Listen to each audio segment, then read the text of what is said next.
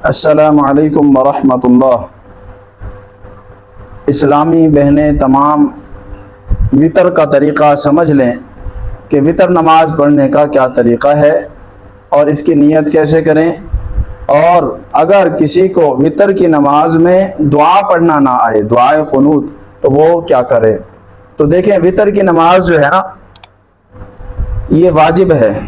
اگر کسی نے عشاء کی نماز کے ساتھ وطر نہ پڑھے تو اس کی عشاء کی نماز بھی نہیں ہوگی۔ وطر کی نماز پڑھنا ضروری اور لازمی ہے۔ اب وطر کی جو نیت ہے، وہ نیت کیسے کریں گے کہ 3 رکعت نماز وطر واجب، واسطے اللہ تعالیٰ کے منہ کعبہ شریف کی طرف، اللہ اکبر، اس طرح سے نیت کر کے تکبیر کہیں گے۔ اور اس کا طریقہ کیا ہے کہ اب پہلی رکعت میں تو اسی طرح جیسے ہم باقی نمازوں میں قرات کرتے ہیں، سورہ فاتحہ پڑھتے ہیں، ساتھ میں سورت پڑھتے ہیں، دوسری رکعت میں اسی طرح سورت بھی پڑھنی ہے، سورہ فاتحہ بھی پڑھنی ہے، پھر التحیات میں دوسری رکعت میں بیٹھنا ہے، پھر تیسری رکعت کے لیے جب کھڑے ہوں گے پھر بسم اللہ الرحمن الرحیم پڑھ کے سورہ فاتحہ اور ساتھ میں دوسری سورت، پھر اس کے بعد دعائے قنوت پڑھنی ہے۔ اب دعائے قنوت کا مسئلہ ہے کہ اگر کسی کو دعائے قنوت نہیں آتی تو جو عورتیں دعائے قنوت نہیں پڑھ سکتی تو وہ کیا کریں گی؟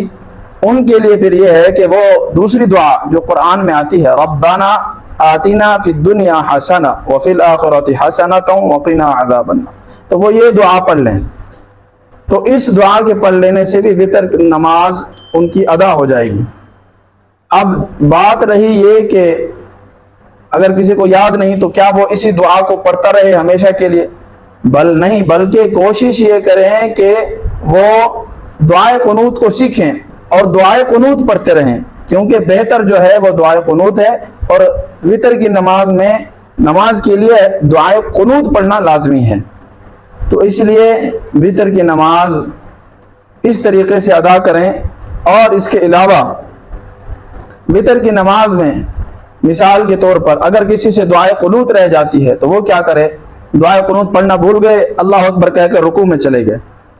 اگر رکوع میں چلی گئی کوئی عورت رکوع میں چلی گئی، اس نے دعائے قنوت نہیں پڑھی یا دوسری دعا نہیں پڑھی، اب وہ کیا کرے گی؟ تو اس کے لیے سجدہ سہوا لازم ہوگا۔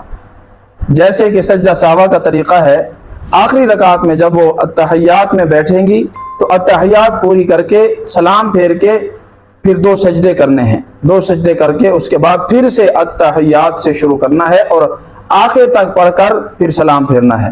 تو یہ طریقہ ہے وطر نماز کا۔